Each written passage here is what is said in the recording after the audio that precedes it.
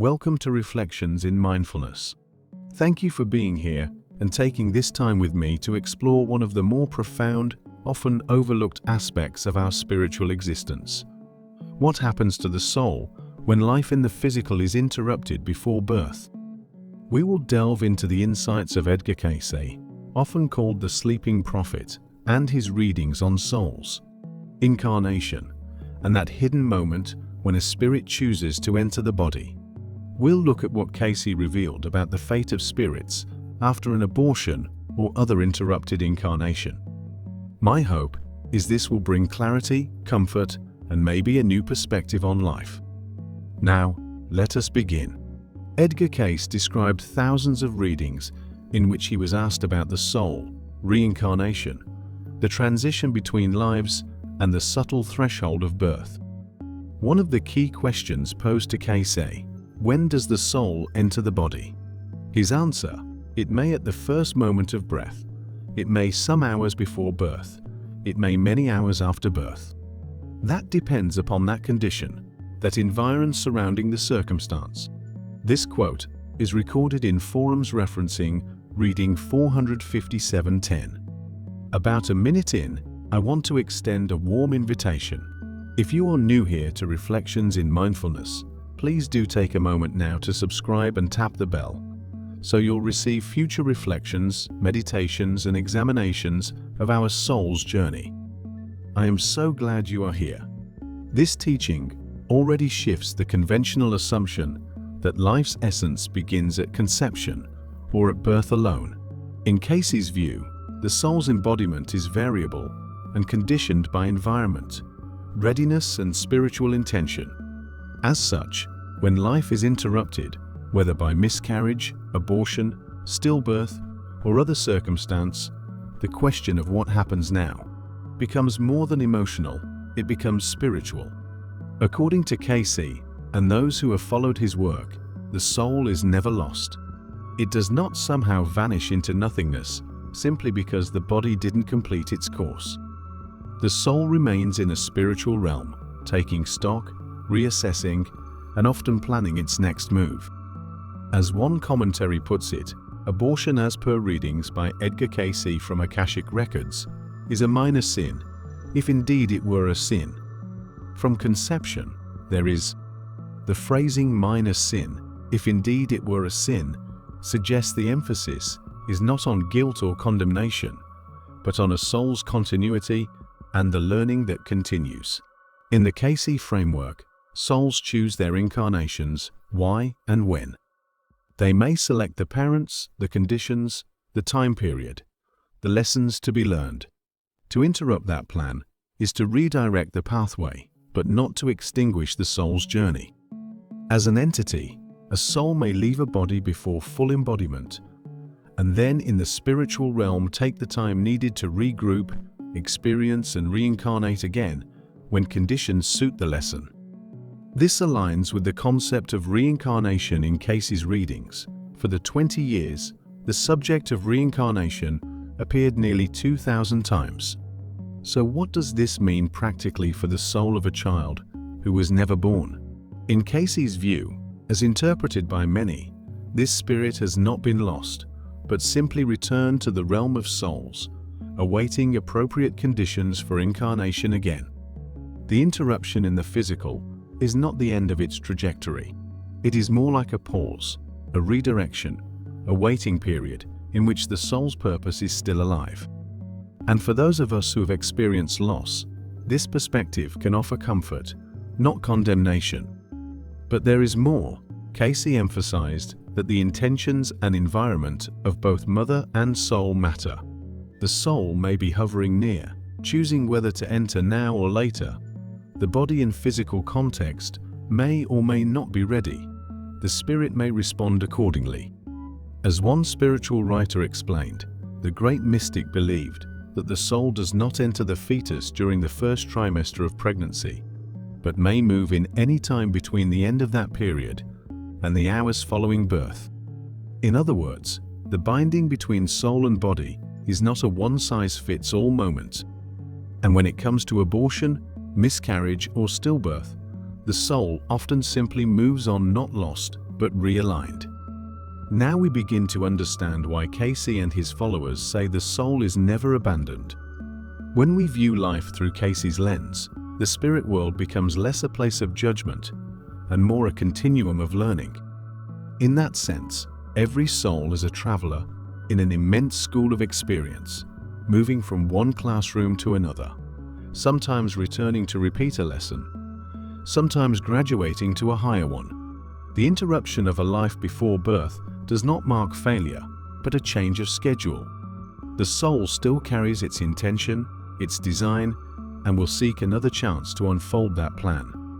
Cayce's readings often reminded seekers that the Creator's laws are founded on love, not punishment. He said repeatedly, "Spirit is life, mind is the builder, and the physical is the result." This simple but profound sequence explains why no physical event, not even death, can destroy the life of the spirit. The mind, the soul's creative aspect, continues to build, to choose, to design new opportunities. In this way, souls affected by an interrupted incarnation simply resume their creative process elsewhere. They are not condemned, they are continuing. It's important, Cayce taught, to hold compassion toward both the soul that returns to spirit and the souls remaining here who may carry guilt or grief. He urged forgiveness and understanding. Each circumstance, he said, has its karmic logic, not as punishment, but as restoration of balance. Sometimes, an unborn soul may return later to the same family, or circle close to those connected to its earlier attempt. In this view, life's relationships are part of a long dance of return and reunion. One reading described this principle vividly. Those who meet again have met before, to fulfill what was left undone. How tender that idea is. It tells us that love is not severed by circumstance. The ties between souls persist across lifetimes, waiting for the right moment to express again. So if a pregnancy ends or a child is lost, Cayce's perspective offers a quiet assurance. The bond continues beyond time, and the reunion will come. He also spoke about how intention creates energy fields that attract or repel soul entry. A soul drawn to an experience may sense the emotional climate of the parents, their fear, their openness, their longing, and decide whether to enter. Thus, each life begins through a kind of resonance between spiritual readiness and earthly environment. When that harmony is disturbed, the soul may remain near but unembodied, waiting for alignment. This is not punishment, it is natural law in motion. Cayce once said that prayer can bridge that interval. When parents or loved ones consciously bless a soul that did not enter, they assist it in peace and progress. In his words, the spirit of love reaches across dimensions, and that which is sent in love is never lost. He advised people to send thoughts of light, not sorrow, to those unseen.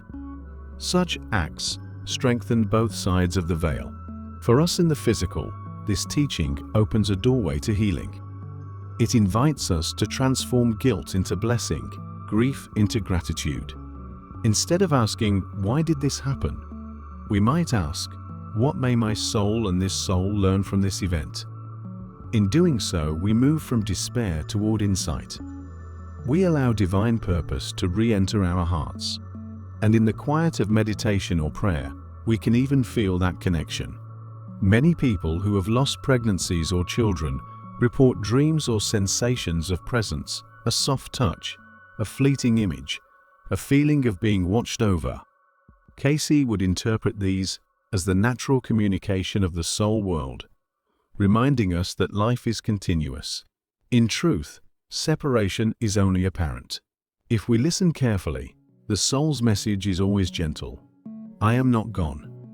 I am simply learning elsewhere. Love connects us still, and in that recognition, the heart finds rest. The invisible becomes not frightening, but familiar part of the same sacred rhythm that carries every being through birth, growth, departure, and return. As we continue this reflection, imagine what Cayce might have wanted us to remember most: that life, in all its forms and stages, is sacred because it is part of a larger pattern of evolution. He often described our existence as the soul's long pilgrimage through matter and mind toward oneness with the Creator. Each event, no matter how brief or painful, carries meaning in that journey. Nothing is wasted. Even an interrupted life becomes a thread in the greater fabric of becoming. Cayce said, "Every soul enters the earth for a purpose." He meant that purpose is not always about duration, but intention. Some souls come only to touch the earth for a moment, to bless the parents, to alter a karmic pathway, or to awaken compassion. They may not need a lifetime here, only an instant of connection. And when that instant has fulfilled its design, the soul departs as quietly as it arrived. This idea turns grief into reverence, loss into mystery. It reminds us that divine timing is broader than human measure. He also taught that souls are drawn together by frequency. The law of attraction operates spiritually as well as emotionally. Like vibrations, call to like vibrations. When a soul senses harmony in a family line or a particular vibration of love, it moves closer. When the energy is discordant, it may wait until conditions improve or seek another channel.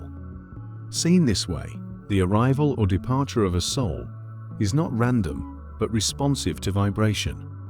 This principle helps us understand why prayer, healing, and forgiveness have real energetic impact. When asked what becomes of these souls, Cayce explained that they return to the soul plane, often near the same group of souls they intended to join. There, they continue their development through study, guidance, and reflection. They may review what was to have been and plan anew. He said the Earth experience is but one classroom among many in the universe. Between incarnations, souls rest, gather wisdom, and choose their next setting. To the question, is the soul punished for not living a full life? He replied, no soul is ever punished save by itself. Growth is the law. In that statement lies both freedom and responsibility. This concept extends compassion to all sides, to those who made difficult decisions, to those who suffered loss, and to the souls themselves who sought expression. Cayce's teachings urge us to move beyond moral debate into spiritual understanding. If God is love, then even in tragedy, love is still the essence. It seeks to teach, to reconcile, to guide every being home. The emphasis, Cayce said, should be not on condemnation, but on cooperation with divine purpose. The universe is not against us, it is with us, calling us higher. Meditation, in his view, is one of the bridges that connects these worlds. Through stillness, we can attune to that higher frequency where souls communicate.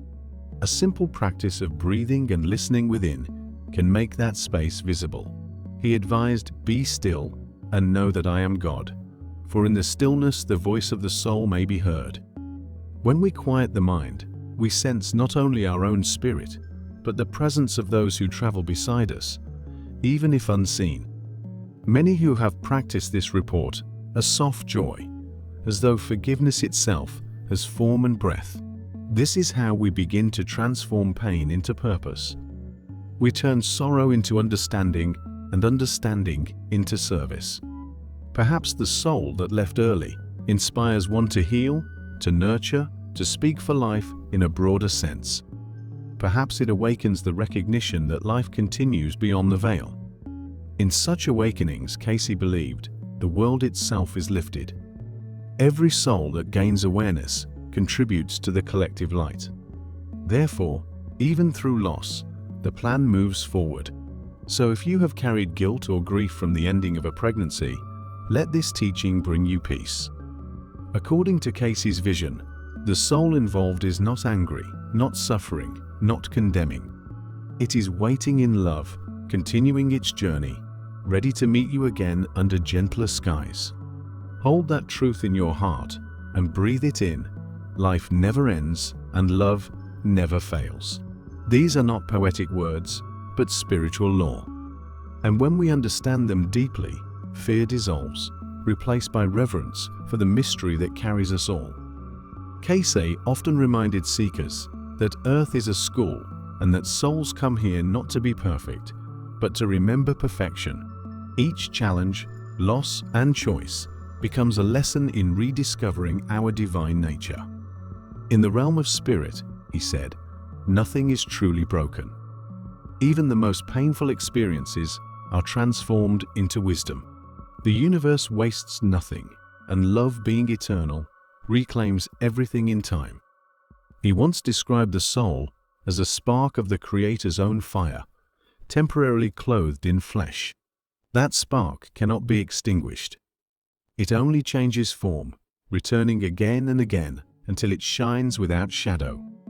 This is why, in Cayce's vision, there is no tragedy so deep that it cannot become a doorway to higher understanding. Life, death, and rebirth are movements in the same great rhythm of becoming. For those left behind after loss, Cayce offered both comfort and responsibility. Comfort in knowing that the soul continues to live and learn. Responsibility in realizing that our thoughts, prayers, and emotions reach into the unseen. He taught that thought is vibration, and vibration shapes reality. Therefore, when we think of a departed soul with love and peace, we literally send energy that uplifts them. But when we dwell in guilt or anger, we create clouds that both sides must move through. In that way, love and forgiveness are not only virtues, they are acts of creative power. He urged parents and families to turn their grief into blessing. Speak to the soul as if it listens, he said. For it does. Light a candle, offer a prayer, or simply hold that being in the stillness of your heart. These gestures are not symbolic, they are bridges. The soul feels your thought, just as you feel its quiet presence in moments of deep peace or gentle dreams. And when two souls send love across that distance, healing begins on both sides. Cayce's readings remind us that every act of compassion adds to the light of the world. He said, "Let your prayer be not for escape, but for understanding." The more we seek to understand, the more our hearts align with divine purpose. In that alignment, suffering loses its sting, and even death becomes a continuation of life's conversation. To understand this truth is to awaken from the illusion of separation. So, if this message has stirred something within you, let it be a reminder that your soul is eternal. You are part of a tapestry far greater than any single lifetime can show. Every connection, every love, every loss is a thread in that tapestry, woven by hands unseen but guided by love itself. And somewhere, those who have touched your spirit even for an instant are still near, still learning, still growing beside you in the unseen. Before we close, I want to invite you to stay connected with this journey. If you're finding peace, insight, or healing through these reflections, please take a moment to subscribe to the channel and share this message with someone who might need it. Here, we continue exploring the teachings that remind us who we truly are, spiritual beings walking through a temporary dream, learning to remember the light we came from. Take a deep breath. Feel the quiet space inside you where your soul listens. In that stillness, beyond thought and beyond fear, is the truth Cayce lived and spoke, that God is love, that life is one, and that every soul, no matter where it stands, is moving toward that love again. Nothing is lost. Nothing is forgotten. Every spirit finds its way home. And so we end this reflection, not in sorrow, but in gratitude for the mystery, for the learning, for the love that never ends. May peace be upon you, and may your path be guided by the light of understanding. Until next time, stay mindful, stay open, and remember, the soul never dies. It simply awakens again.